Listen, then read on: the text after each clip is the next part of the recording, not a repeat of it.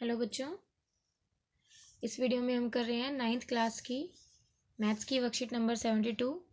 9th class का syllabus complete हो चुका है, रिवीजन चल रहा है। आज रिवीजन जो स्टार्ट हो रहा है वो हो रहा है आपके 6th चैप्टर का लाइंस एंड एंगल्स। ठीक है, इसमें हमने सीखा था अगर दो पैरेलल लाइंस को एक ट्रांसवर्सल लाइन कट करती है तो उसके बीच में कौन कौन से एंगल बनते हैं और उनके बीच में क्या क्या रिलेशन होता है। ठीक है, यही हमने किया था। आज उसी को ही आगे हम करेंगे, उसी में ही आगे क्वेश्चंस, उस पे बेस्ड क्वेश्चंस करेंगे। ठीक है, इससे आपको ये और भी अच्छे समझ में आ जाएगा और खुद से करोगे तो आपके एग्ज़ाम की प्रिपरेशन हो जाएगी। ठीक, करने के बाद इस वीडियो में से मैच कर लेना। ठीक है, करते हैं 1 बाय 1 क्वेश्चंस को। इंग्लिश मीडियम वर्कशीट है ये आपकी हिंदी मीडियम वर्कशीट है और ये आपके यहाँ पर 1 बाय 1 हम क्वेश्चंस करेंगे। ठीक है, फर्स्ट क्वेश्चन है the degree measure of X and Y respectively in the figure. ये जो फिगर है उसमें एक्स और वाई के मान क्या हैं। ठीक, आपको ये 80 गिवन है, ये 80 है तो आप लिखेंगे एक्स प्लस 80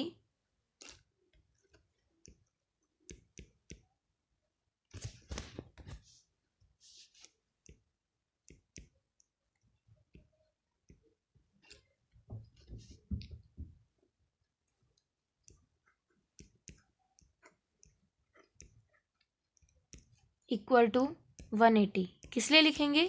क्योंकि ये लीनियर पेयर है, रैखिक युग्म है।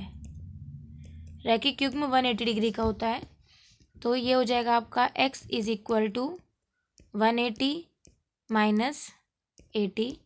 It means x equal to 100 degree. अब x 100 है, हमें एक चीज़ पता होती है कि वर्टिकली अपोजिट एंगल इक्वल होते हैं जब दो लाइन आपस में इंटरसेक्ट करती हैं। तो ये आपका कितना हो जाएगा 80 का y। x 100 y 80, यानी आपका बी ऑप्शन इज करेक्ट। ठीक, नेक्स्ट करते हैं। In the figure A B parallel to C D then value of X and Y. A B अगर सी डी के पैरेलल है तो एक्स और वाई की वैल्यू बताइए। हमें पता है अगर पैरेलल लाइन्स हो, एक ट्रांसवर्सल लाइन उनको कट करे तो जेड की शेप में बनने वाले एंगल इक्वल होते हैं। तो एक्स इक्वल टू 40 डिग्री, इसी तरीके से उल्टा जेड ये वाई इक्वल टू 60 डिग्री। दोनों को आप लिख सकते हैं अंतः एकांतर कोण। अंतः एकांतर कोण, ऑल्टरनेट इंटीरियर एंगल। ठीक है, तो आपसे पूछा एक्स प्लस वाई का मान बताओ, तो X plus Y is equal to 40 plus 60 is equal to कितना हो गया 100 डिग्री। ठीक है, नेक्स्ट करें। Next question, if two parallel lines are intersected by a transversal then the interior angles of the on the same sides of the transversal are। जब दो समांतर रेखाएं तिर्यक रेखा से काटी जाती हैं तो तिर्यक रेखा के एक ही ओर बने अंतः कोण क्या होते हैं 180 डिग्री के होते हैं। ठीक है, जब दो इस तरीके से जो एंगल कट रहा है, इस तरीके से जो लाइन बन रही है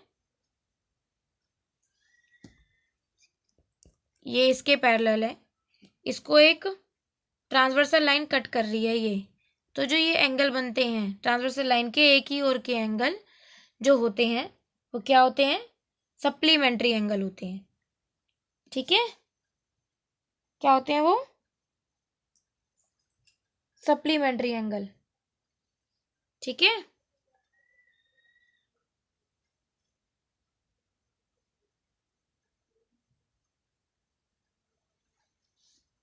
आगे देखेंगे।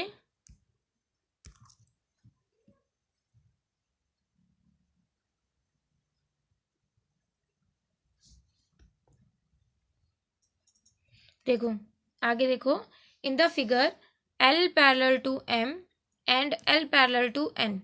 एल है जो वो एम के भी पैरेलल है और एल एन के पैरेलल है। तो क्या होता है, हमने पढ़ी है एक कि अगर कोई एक लाइन अलग अलग दो लाइनों के पैरेलल है तो वो दोनों लाइनें आपस में भी पैरेलल होंगी। इसका मतलब M is parallel to N. ठीक है, इसलिए ये क्या हो जाएंगी, एम पैरेलल है एन के, ये हो गई ट्रांसवर्सल लाइन। इसके एक ही ओर बनने वाले एंगल्स का एडिशन कितना होता है, 180। इसलिए 2x plus 4x equal to 180, 6x equal to 180, 6 से 180 कट जाएगा 30 पे, तो x की वैल्यू कितनी आ गई, 30 डिग्री। आपसे पूछा था x का मान बताइए, तो x का मान हो गया 30 अंश। ठीक है, 30 डिग्री। आगे देखेंगे, in the figure A B parallel to C D, E G and F G are bisectors of angle B E F and D E F respectively. Find the angle F G E, यानी ये वाला। ठीक है, आपको ये दिया है कि जो ये एफ जी और ई जी और एफ जी है, ये इन दोनों के क्या है, बाइसेक्टर है। कैसे करेंगे अब इसे आप, हमें पता है जो लाइन पैरेलल लाइंस को अगर कोई ट्रांसवर्सल लाइन कट करती है तो उस पे एक ही और बनने वाले एंगल्स का एडिशन 180 होता है ना। देखो, एंगल बी ई एफ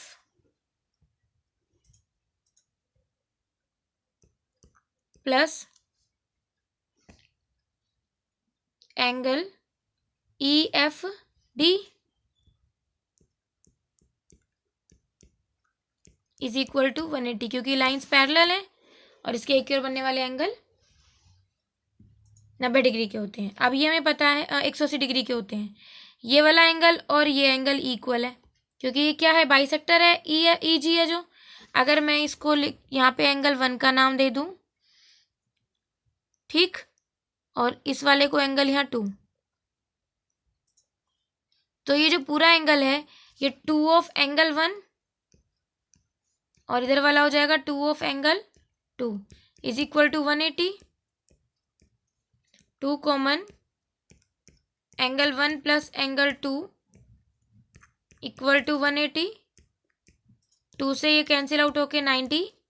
इसका मतलब एंगल 1 प्लस एंगल 2 ये आपका 90 डिग्री आ गया। ठीक है, ये एंगल 1 और ये एंगल 2। ठीक है, ये 1 और 2 90 आ गया, तो ये आ जाएगा एंगल सम प्रॉपर्टी से, angle E G F equal to 180 minus 90 by angle sum property. त्रिभुज के तीनों कोणों का योग 180 डिग्री होता है, तो एंगल ई जी एफ यही पूछा था, इज इक्वल टू 90 डिग्री आ गया। क्लियर क्वेश्चन, समझ आ गया सभी को, तो ये हो गया आपका 90 डिग्री। नेक्स्ट करते हैं, इस फिगर में एल पैरेलल टू एम है, तो हमें बताना है y की वैल्यू क्या होगी। अब ये एल पैरेलल टू एम है, तो एफ की शेप में, अब देख रहे हो आप ये एफ की शेप बन रही है, इसमें बनने वाले एंगल होते हैं कॉरस्पॉन्डिंग संगत कोण, तो ये क्या हो जाएगा 60 का। ठीक है, किस रीजन से, संगत कोण, ये 60 का, तो ये 180 माइनस 60 120। ठीक, ये 120 ये 25, तो 120 प्लस 25 ये हो गया आपका 145। तो y की वैल्यू कितनी हो गई, y is equal to 180 minus 145, कितना 35। किस लिए, क्योंकि त्रिभुज के तीनों जो एंगल्स होते हैं वो 180 डिग्री के होते हैं, ये 120 ये 25, तो y कितने का आ गया 35 का। ठीक है, क्लियर हो गया क्वेश्चन। नेक्स्ट करें, एक्स की वैल्यू बतानी है इसमें। देखिए मैं आपको फिगर में ही बताती जा रही हूँ, लिखना कैसे ये आप खुद देखेंगे, खुद करेंगे। इसे क्या क्या लिखना वो बता रही हूँ, लिख लेना अपने आप। ये बाह्य जो एंगल है, एक्सटीरियर एंगल 100 का है, ठीक। कंप्लीट जो एंगल होता है 180 का, तो ये कितना रह जाएगा यहाँ पे 80, ये 80, ये 60, तो तीसरा एंगल कितने का हो जाएगा 80 और 60 कितना हो गया 140, तो ये तीसरा एंगल हो जाएगा 40 का। अब ये एंगल 40 का, तो ये एक्स कितने का हो जाएगा, ये एंगल हो गया आपका 40, तो एक्स हो जाएगा 140, ठीक। एक्स की वैल्यू 140, बी ऑप्शन। नेक्स्ट करें, सिद्ध कीजिए शीर्षाभिमुख कोण बराबर होते हैं। देखो ये कोई लाइंस हैं, एल इंटरसेक्ट एम, ठीक है। हमने लेट कर लिया इस एंगल को एक्स, ये हो गया ओ। लेट कर लिया हमने angle L O M equal to X. फिर इनको भी हमें नाम देना पड़ेगा, ए और बी दे देते हैं, या फिर इन लाइंस को ही हम नाम दे देते हैं, इनको पूरा पूरा A B C D, A B C D, ठीक है। और हम लेट करेंगे अब angle A O D equal to X degree. तो जो ये वाला एंगल है ए ओ सी, एंगल ए ओ सी, ये कितना हो जाएगा 180 माइनस एक्स, यही हो जाएगा किससे, लीनियर पेयर। जो रैखिक युग्म होते हैं उनका एडिशन 180 का होता है, तो ये एक्स, तो ये हो जाएगा 180 माइनस एक्स, ठीक है। ऐसे ही इसी लीनियर पेयर के जो प्रॉपर्टी है उससे डी ओ बी, ये भी कितना हो जाएगा 180 माइनस एक्स, ठीक है। अब जब ये वाला आपका 180 माइनस एक्स हो गया,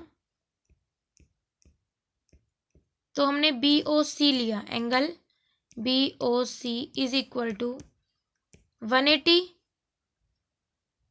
ठीक है। इन दोनों को लेके चले ना, ये हमारे पास है angle 180 minus X.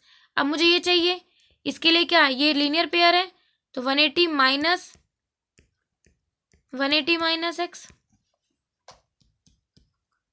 180 minus 180 plus X, ये cancel out, angle B O C equal to कितना आ गया x.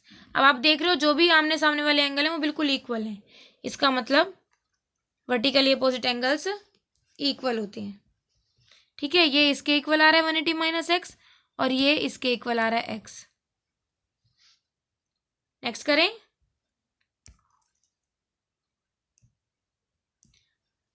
The angles of a triangle are, आपको गिवन है इनके मेजरमेंट, आपको बताना है कि एक्स की वैल्यू क्या होगी। हमें एक चीज पता है एंगल सम प्रॉपर्टी में, कि त्रिभुज के सभी कोणों का योग, अगर ये एंगल ए है, ये एंगल बी है और ये एंगल सी, तो इनका एडिशन कितना होता है 180, ठीक है। ट्रायंगल के सभी इंटीरियर एंगल्स का एडिशन 180 होता है। तो हम वैल्यू पुट कर देंगे X minus 40 plus X minus 20 plus X by 2 minus 10 equal to 180। हमें इस 2 को रिमूव करना है, तो क्या करेंगे इस 2 को रिमूव करने के लिए, या तो हम ऐसे रिमूव कर देंगे। देखो ये हो जाएगा एक्स और x 2x, 2 plus 1 bye 2x, कितना हो जाएगा 5/2x, तो इसको ले लेंगे हम 5/2x। -40 -20 माइनस के 60 और माइनस के 10 माइनस के 70 equal to 180। 5/2x equal to 180 plus 70। 5/2x equal to 250। x equal to 250 multiply 2/5, ये हो जाएगा 50। x equal to 100। ठीक है, अब देखो वैल्यू पुट करेंगे। जो एंगल ए है वो आ जाएगा 100 - 40 60 डिग्री। Angle B 100 - 20 80 degree. और एंगल सी, एक्स की वैल्यू 100 आई, 100/2 50, 50 - 10 40, और तीनों का एडिशन कितना आ गया 180 डिग्री। इसका मतलब हमारा आंसर ठीक है। एक्स का मान पूछा है, एक्स की वैल्यू आ गई 100 और तीनों एंगल्स पूछे हैं वो आ गए ये 60 80 और 40। Last question, in the given figure L parallel to M where L and M are the bisectors of corresponding angles, angle ATQ and angle TUS respectively. Prove that PQ parallel to RS. आपको prove करना है कि PQ RS के parallel है। ठीक है, चलिए देखते हैं। हम लेट कर लेते हैं ये वाला एंगल 1 और ये एंगल 2।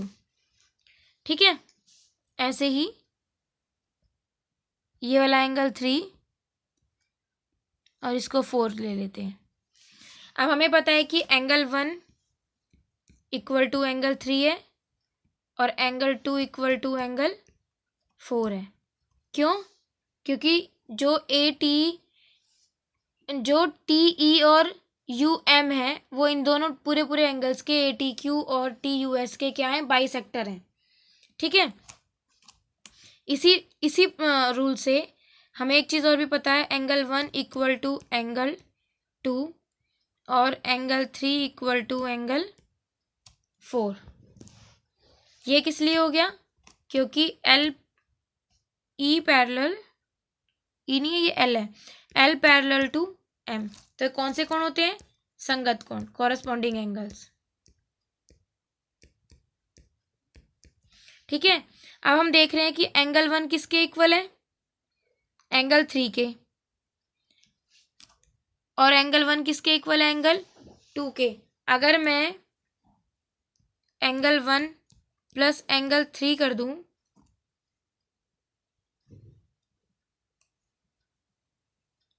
तो हम देख रहे हैं कि, और इधर से